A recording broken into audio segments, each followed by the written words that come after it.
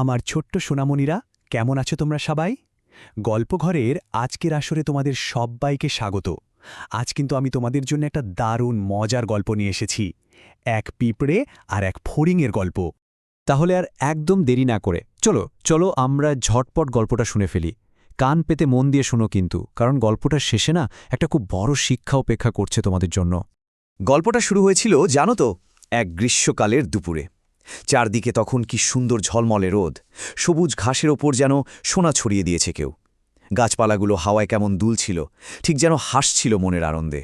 আর সেই সময়ে ছিল এক ফড়িং। সে ছিল ভারী আমুদে, তার কোনো কাজকর্ম ছিল না। একটাই কাজ ছিল তার ছোট্ট বেহালাটা নিয়ে টুংটাং করে বাজানো, আর সেই সুরের তালে তালে নেচে গেয়ে দিন কাটানো। তার কাছে জীবন মানেই ছিল শুধু মজা আর মজা। তো ফড়িং যখন আপন মনে গান গাইছিল আর নাচছিল, ঠিক সেই সময়ে তার পাশ দিয়ে যাচ্ছিল একটা ছোট্ট পিঁপড়ে। আরে বাবা, তার মুখে কি নিজের থেকেও বড় একটা দানা! উফ, বেচারা পিঁপড়েটা সেই ভারী দানাটা নিয়ে যেতে গিয়ে কি যে কষ্ট পাচ্ছিল, রীতিমতো হাঁপিয়ে উঠছিল। পিঁপড়েকে এমন কষ্ট করতে দেখে ফড়িং তো অবাক, ভাবল এ কি, এত সুন্দর একটা দিন আর ও কি না কাজ করছে। সে আর থাকতে পারল না, বেহালাটা পাশে রেখে পিঁপড়েকে ডেকেই ফেলল। আচ্ছা, কি কথা হলো ওদের মধ্যে, চলো শুনি। ফড়িংটা এক লাফে পিঁপড়ের সামনে এসে বলল, ও ভাই পিঁপড়ে, আরে দাঁড়াও দাঁড়াও, এই সোনা রোদ মাখা দিনে এত কষ্ট কেন করছো? ফেলে দাও তো সব কাজ, এসো না আমার সাথে, একটু খেলি, একটু গান গাই, একটু নাচি, দেখবে কি যে মজা হবে। পিঁপড়ে ভারী দানাটা মাটিতে নামিয়ে একটু দম নিল, তারপর হাঁপাতে হাঁপাতে বলল, না গো ভাই ফড়িং, এখন একদমই খেলার সময় নেই আমার। সামনেই তো শীতকাল আসছে, তখন তো চারদিক বরফে ঢেকে যাবে, একটা খাবারও পাওয়া যাবে না।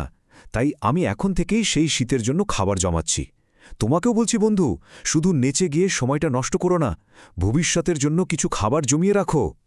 পিঁপড়ের কথা শুনে ফড়িংয়ের সে কি হাসি, হো হো করে হেসে উঠে বলল, আরে বাবা, শীতকাল সে তো আসতে এখনো অনেক দেরি। এখন থেকে এত চিন্তা কে করে? এখন তো শুধু গান গাওয়ার আর আনন্দ করার সময়। পিঁপড়েটা বুঝল যে এই ফড়িংকে বুঝিয়ে কোনো লাভ নেই। ও ভবিষ্যতের কথা ভাবতেই চায় না, তাই আর কথা বাড়াল না। চুপচাপ নিজের দানাটা আবার মুখে তুলে নিয়ে বাসার দিকে রওনা দিল। আর ফড়িং, সে আবার মনের আনন্দে বেহালা বাজাতে শুরু করল। কিন্তু সময় তো কারোর জন্য বসে থাকে না, তাই না? দেখতে দেখতে গ্রীষ্মের সেই সোনালি দিনগুলো কোথায় যেন হারিয়ে গেল। ঝরা পাতার মতো ফড়িংয়ের সে আনন্দের দিনগুলো যেন শেষ হয়ে আসতে লাগল। হঠাৎ করেই বইতে শুরু করল কনকনে ঠান্ডা হাওয়া। সবুজ মাঠ সব ঢেকে গেল সাদা বরফের চাদরে। উফ, কি হাড় কাঁপানো ঠান্ডা! চারদিকে শুধু বরফ আর বরফ, একটা ঘাস পর্যন্ত দেখা যাচ্ছে না, খাবার তো দূরের কথা। আর আমাদের সেই হাসি খুশি ফড়িংটার কি হলো? ওর গান, ওর নাচ সব কোথায় যেন উবে গেছে। পেটে তার দাউ দাউ করে খিদে জ্বলছে, আর শীতের শরীরটা ঠকঠক করে কাঁপছে। না আছে তার কাছে এক টুকরো খাবার, না আছে মাথা গোজার মতো একটা গরম জায়গা। খিদে আর ঠান্ডায় যখন ফড়িংটার মরে যাওয়ার মতো অবস্থা, ঠিক তখনই তার মনে পড়ল সে ছোট্ট পরিশ্রমী পিঁপড়েটার কথা। মনে পড়ল পিঁপড়ে তো অনেক খাবার জমিয়ে রেখেছে, ওর কাছে গেলেই হয়তো এই যাত্রায় এসে বেঁচে যাবে। ফড়িংটা কোনো মতে তার শরীরের সব শক্তিটুকু এক করল। তারপর বরফের ওপর দিয়ে পা হিঁচড়ে হিঁচড়ে কাঁপতে কাঁপতে গিয়ে পৌঁছাল পিঁপড়ের উষ্ণ বাসার দরজার সামনে। খুব আস্তে করে দরজায় ঠোকা দিল। পিঁপড়ে যেই না দরজাটা খুলল, দেখল ফড়িংটা দাঁড়িয়ে আছে, শীতে কাঁপছে। ফড়িংটা একদম মিনমিনে কাঁপা কাঁপা গলায় বলল, পিঁপড়ে ভাই, আমি যে আর পারছি না, খিদে আর ঠান্ডায় মরে যাব, দয়া করে আমাকে কি একটু খাবার দেবে? পিঁপড়ে একটা লম্বা শ্বাস ফেলে বলল, মনে আছে তোমার, গ্রীষ্মের সেই রোদে আমি যখন কষ্ট করে খাবার জমাচ্ছিলাম, তুমি তখন গান খেয়েছিলে।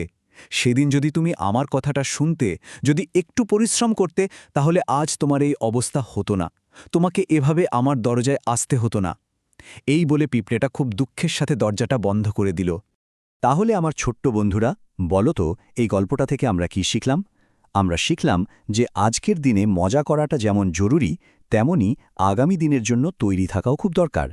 তাই যখন ভালো সময় থাকে তখন অলসভাবে না কাটিয়ে ভবিষ্যতের জন্য একটু প্রস্তুতি নিয়ে রাখাই হলো আসল বুদ্ধির কাজ, তাই না? এই ছিল আমাদের আজকের পিঁপড়ে আর ফড়িংয়ের গল্প। কেমন লাগলো তোমাদের? আশা করি খুব ভালো লেগেছে আর তোমরা গল্পের শিক্ষাটাও মন দিয়ে বুঝেছ। তোমরা যদি এরকম আরও অনেক সুন্দর সুন্দর মজার মজার গল্প শুনতে চাও তাহলে কিন্তু গল্পঘর চ্যানেলটাকে সাবস্ক্রাইব করে আমাদের বন্ধু হয়ে যেতে হবে। আমি খুব তাড়াতাড়ি আবার আসব একটা নতুন গল্প নিয়ে। ততক্ষণ তোমরা সবাই খুব ভালো থেকো। আসি তাহলে, টাটা।